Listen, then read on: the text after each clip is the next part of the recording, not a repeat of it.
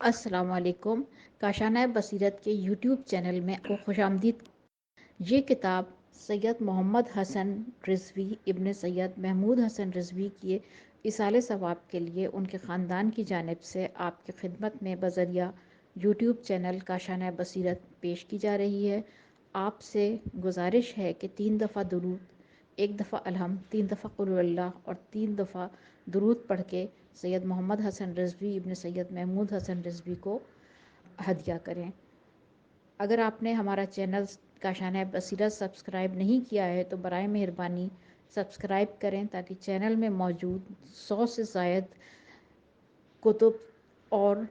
آنے والی مستند کتب سے آپ استفادہ کریں۔ التماس دعا۔ بسم اللہ الرحمن الرحیم۔ السلام علیکم سامعین، امید ہے آپ سب خیریت سے ہوں گے۔ ہم کاشانہ بصیرت کے یوٹیوب چینل پر جس کتاب کو آج کل مل کر پڑھ رہے ہیں اس کا نام ہے من لا یحذر الفقی، جس کے مؤلف الشیخ الصدوق ہیں، اور یہ ہے ریڈنگ کا پارٹ نمبر 22۔ اس پارٹ میں، اس نشست میں ہم جن ٹاپکس کے متعلق جانیں گے وہ ہے، باب ہے ایک، اس کا نام ہے، اس کی ہیڈنگ ہے قبلہ، اور اس کے ساتھ ساتھ ہی جو بہت انٹرسٹنگ ہے وہ بھی میں آپ کو ساتھ ساتھ ہی بتا دوں، امید ہے کہ ہم اس کو اپنی اسی نشست سے مکمل کر لیں گے۔ اور وہ باب ہے کہ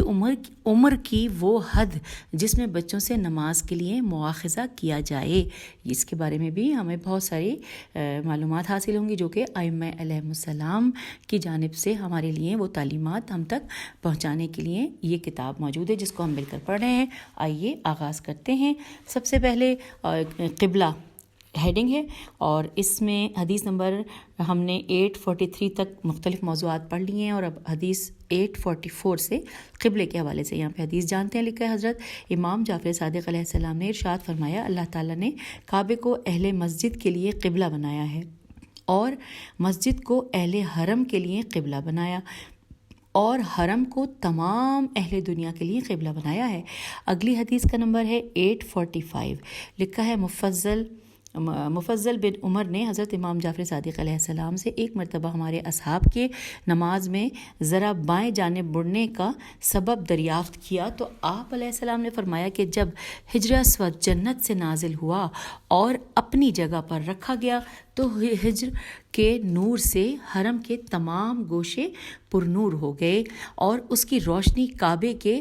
دائیں جانب 4 میل اور بائیں جانب 8 میل تک پہنچی۔ پس اگر کوئی شخص داہنی جانب مڑے گا تو وہ حدود قبلہ سے نکل جائے گا، اور اگر بائیں جانب مڑے گا تو حدود قبلہ سے خارج نہیں ہوگا۔ اور جو شخص مسجد حرام میں ہے تو وہ کعبے کی طرف رخ کر کے جس جانب سے چاہے نماز پڑھے، اور جو شخص کعبے کے اندر نماز پڑھے تو وہ جس جانب سے چاہے نماز پڑھے، مگر اس کے لیے افضل یہ ہے کہ وہ دونوں ستونوں کے درمیان جو سرخ پتھروں کا فرش ہے اس پر کھڑا ہو اور اس رکن کی طرف رخ کرے جس میں حجر اسود ہے، اور جو شخص کعبے کی چھت پر ہو اور نماز کا وقت آ جائے تو وہ لیٹ جائے اور اپنے سر سے بیت معمور کی طرف اشارہ کرے، اور جو شخص کوہ ابو قبیس قاف بے یہ سین پر ہو تو وہ کعبے کو سامنے رکھے اور نماز پڑھے، اس لیے کہ کعبہ اپنے اوپر کی جانب آسمان تک قبلہ ہے۔ اگلے پیراگراف میں لکھا ہے کہ اور رسول صلی اللہ علیہ وآلہ وسلم نے 13 سال تک مکے میں اور 19 مہینے تک مدینے میں بیت المقدس کی طرف رخ کر کے نماز پڑھی۔ اس پر یہودی طعنہ زن ہوئے اور بولے کہ آپ بھی تو ہمارے ہی قبلے کے تابع ہیں، جس کا آپ صلی اللہ علیہ وآلہ وسلم کو شدید غم ہوا۔ چنانچہ ایک شب حضرت صلی اللہ علیہ وآلہ وسلم گھر سے برآمد ہوئے اور اپنا چہرہ آسمان کے چاروں طرف پھرانے لگے، اور جب صبح ہوئی تو نماز پڑھی، اور اس کے بعد جب ظہر کا وقت آیا اور آپ صلی اللہ علیہ وآلہ وسلم ظہر کی 2 رکعت پڑھ چکے تو حضرت جبرائیل علیہ السلام یہ آیت لے کر نازل ہوئے، اور یہ آیت تھی سورہ بقرہ کی آیت نمبر 144 کہ اے رسول، تمہارا قبلہ بدلنے کے واسطے بار بار آسمان کی طرف منہ کرنا ہم دیکھ رہے ہیں، تو ہم ضرور تم کو ایسے قبلے کی طرف پھیر دیں گے جس سے تم خوش ہو جاؤ گے۔ اچھا تو نماز ہی میں تم مسجد حرام کعبے کی طرف منہ کر لو۔ اور پھر جبرائیل علیہ السلام نے آپ کا ہاتھ پکڑا اور آپ کا رخ کعبے کی طرف پھیر دیا۔ آپ کے پیچھے جو لوگ نماز پڑھ رہے تھے ان سب نے اپنا رخ کعبے کی طرف موڑ لیا۔ نتیجے میں مرد جو آگے کھڑے تھے وہ پیچھے ہو گئے اور عورتیں جو پیچھے کھڑی تھیں وہ آگے ہو گئیں۔ اور یہ آپ صلی اللہ علیہ وآلہ وسلم کی وہ نماز ہے کہ جس کی پہلی 2 رکعت نماز آپ صلی اللہ علیہ وآلہ وسلم نے بیت المقدس کی طرف رخ کر کے پڑھی، اور آخر 2 رکعت نماز آپ صلی اللہ علیہ وآلہ وسلم نے کعبے کی طرف رخ کر کے پڑھی۔ اور اس کی خبر جب مدینے کی مسجد میں پہنچی تو وہاں والے عصر کی 2 رکعت بیت المقدس کی طرف رخ کر کے پڑھ چکے تھے۔ اب باقی آخر کی 2 رکعت انہوں نے کعبے کی طرف رخ کر کے پڑھی۔ چنانچہ ان لوگوں کی یہ عصر کی نماز ابتدائی 2 رکعت بیت المقدس کی طرف ہوئی اور آخر کی 2 رکعت کعبے کی طرف رخ کر کے ہوئی۔ اسی بنا پر اس مسجد کا نام مسجد ذوالقبلتین ہو گیا۔ اگلے پیراگراف میں لکھا ہے، مسلمانوں نے پوچھا، یا رسول اللہ صلی اللہ علیہ وآلہ وسلم، یہ جتنی نمازیں لوگوں نے بیت المقدس کی طرف رخ کر کے پڑھی کیا وہ سب ضائع ہو گئیں؟ تو اللہ تعالیٰ نے یہ آیت نازل فرمائی جو کہ سورہ بقرہ کی آیت نمبر 143 ہے۔ ترجمہ پڑھتے ہیں کہ ایسا نہیں ہے کہ اللہ تعالیٰ لوگوں کے ایمان بریکٹ میں لکھا ہے نمازیں جو بیت المقدس کی رخ پر پڑھ چکے ہیں ان کو ضائع کر دے۔ آگے لکھا ہے کہ میں نے اس حدیث کو بعینہ ہی کتاب النبوت میں بھی تحریر کر دیا ہے۔ آئیے اب اگلی حدیث پڑھتے ہیں۔ لکھا ہے، حدیث کا نمبر ہے 846، لکھا ہے عبد الرحمن بن ابی عبداللہ سے روایت کی گئی ہے کہ انہوں نے حضرت امام جعفر صادق علیہ السلام سے ایک نابینا شخص کے متعلق پوچھا کہ اس نے غیر قبلے کی طرف رخ کر کے نماز پڑھ لی، تو آپ علیہ السلام نے فرمایا کہ اگر اس نماز کا وقت ہے تو اعادہ کرے اور اگر وقت گزر گیا ہے تو اعادہ نہیں کرے گا۔ راوی کا بیان ہے کہ پھر میں نے آپ علیہ السلام سے ایک ایسے شخص کے متعلق پوچھا کہ جس نے بادل گھرا ہوا تھا اور نماز پڑھ لی، اور جب بادل چھٹا تو اس کو معلوم ہوا کہ اس نے غیر قبلے کی طرف نماز پڑھی، تو آپ علیہ السلام نے فرمایا کہ اگر اس نماز کا وقت ہے تو اعادہ کرے اور اگر وقت گزر گیا ہے تو اعادہ نہیں کرے گا۔ اب حدیث نمبر 847 پڑھتے ہیں۔ زرارہ اور محمد بن مسلم نے حضرت امام محمد باقر علیہ السلام سے روایت کی ہے کہ آپ علیہ السلام نے فرمایا کہ شخص متحیر کے لیے تاابد جائز ہے کہ وہ جدھر چاہے رخ کر کے نماز پڑھے جبکہ اس کو معلوم نہیں کہ قبلے کا رخ کدھر ہے۔ اب اگلی حدیث پڑھتے ہیں 848۔ اور معاویہ بن عمار نے جناب علیہ السلام سے ایک ایسے شخص کے متعلق دریافت کیا کہ جو نماز کے لیے کھڑا ہوتا ہے اور نماز سے فارغ ہونے کے بعد دیکھتا ہے تو اسے معلوم ہوتا ہے کہ وہ قبلے سے ذرا دائیں یا بائیں منحرف تھا، تو آپ علیہ السلام نے فرمایا کہ اس کی نماز ہو گئی ہے، مشرق سے مغرب کے درمیان سب قبلہ ہے۔ اگلے پیراگراف میں لکھا ہے کہ اور قبلہ متحیر کے لیے یہ آیت نازل ہوئی جو کہ سورہ بقرہ کی آیت نمبر 115 ہے کہ مشرق و مغرب سب اللہ ہی کے لیے ہے، جدھر رخ کرو ادھر اللہ ہے۔ اب یہ ترجمہ ہم نے پڑھ لیا۔ اگلی حدیث ہے 849 نمبر پہ کہ محمد بن ابی حمزہ نے حضرت ابو الحسن اول امام موسیٰ ابن جعفر علیہ السلام سے روایت کی ہے کہ آپ علیہ السلام نے فرمایا اگر پاخانہ کی پشت سے زمین توڑ کر پانی ابلنے لگے اور وہ قبلے کی جانب ہو تو اس کو کسی شے سے ڈھانک دو، اور مسلمان کی نماز نہیں ٹوٹتی اگر اس کے سامنے سے کوئی کتا یا کوئی عورت یا کوئی گدھا وغیرہ بھی گزر جائے۔ اب اگلی حدیث ہے 850۔ اور رسول اللہ صلی اللہ علیہ وآلہ وسلم نے قبلے کی طرف تھوکنے سے منع فرمایا ہے۔ اگلی حدیث ہے 851۔ اور رسول صلی اللہ علیہ وآلہ وسلم نے ایک مرتبہ نماز پڑھنے میں مسجد میں کسی کا کھنکار دیکھ لیا تو ابن تاب تو الف بے کھجور کے گچے گاف ہے چے بڑیے کو لے گئے اور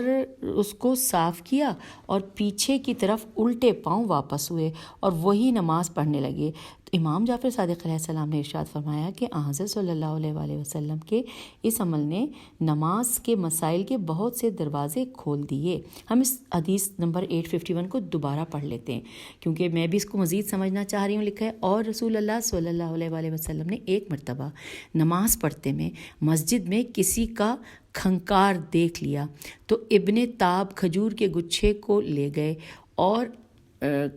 آ کر اس کو صاف کیا اور پیچھے کی طرف الٹے پاؤں واپس ہوئے اور وہی نماز پڑھنے لگے۔ تو امام جعفر صادق علیہ السلام نے ارشاد فرمایا کہ حضرت صلی اللہ علیہ وآلہ وسلم کے اس عمل نے نماز کے مسائل کے بہت سے دروازے کھول دیے۔ آئیے آگے چلتے ہیں۔ حدیث نمبر 852 2 نیز نبی صلی اللہ علیہ وآلہ وسلم نے رو بقبلہ ہو کر جمع کرنے کو منع فرمایا ہے اور قبلہ رو پیشاب پخانے کرنے کو بھی منع فرمایا ہے۔ اگلی حدیث ہے 853 اور حضرت امام محمد باقر علیہ السلام نے ارشاد فرمایا کہ تم میں سے کوئی شخص نماز میں اگر تھوکنا چاہے تو نہ اپنے سامنے تھوکے اور نہ اپنے داہنی جانب تھوکے۔ اگر تھوکنا ہے تو بائیں جانب یا اپنے بائیں پاؤں کے نیچے تھوک لے۔ اگلی حدیث ہے 854 نمبر کی کہ حضرت امام جعفر صادق علیہ السلام نے فرمایا کہ جو شخص نماز میں اجلال خداوندی کے پیش نظر اپنے تھوک کو روکے رہے تو اللہ تعالیٰ اس کو مرتے دم تک صحت عطا فرمائے گا۔ اور روایت کی گئی ہے کہ جس شخص کو غار میں قبلے کا پتہ نہیں چلتا تو وہ 4 جانب رخ کر کے نماز پڑھے۔ اب اگلی حدیث ہے 855 لکھا ہے زرارہ نے حضرت امام محمد باقر علیہ السلام سے روایت کی ہے کہ آپ علیہ السلام نے فرمایا کہ قبلے کی طرف رخ کیے بغیر نماز نہیں ہوتی۔ راوی کا بیان ہے کہ میں نے عرض کیا کہ قبلے کے حدود کیا ہیں؟ تو آپ علیہ السلام نے فرمایا کہ مشرق و مغرب کے درمیان سب قبلہ ہے۔ میں نے عرض کیا اور اگر کوئی شخص غیر قبلے کی طرف رخ کر کے نماز پڑھ لے یا ابر کے دن میں غیر وقت میں نماز پڑھ لے تو آپ علیہ السلام نے فرمایا کہ وہ پھر سے نماز کا اعادہ کرے۔ اب اگلی حدیث ہے 856 لکھا ہے اور ایک دوسری حدیث میں زرارہ نے حضرت امام محمد باقر علیہ السلام سے روایت کی ہے کہ آپ علیہ السلام نے فرمایا کہ تم اپنا چہرہ قبلے کی سمت رکھو اور قبلے کی طرف سے اپنا منہ نہ پھیرو ورنہ تمہاری نماز فاسد ہو جائے گی۔ چنانچہ اپنے نبی صلی اللہ علیہ وآلہ وسلم نے اپنے نبی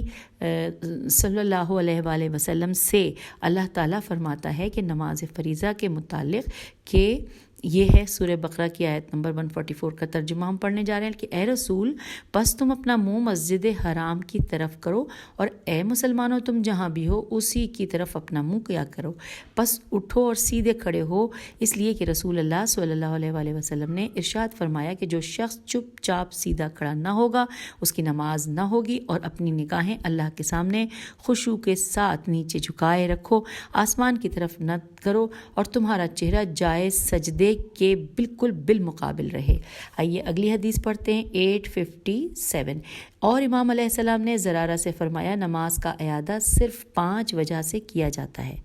جائے گا: طہارت،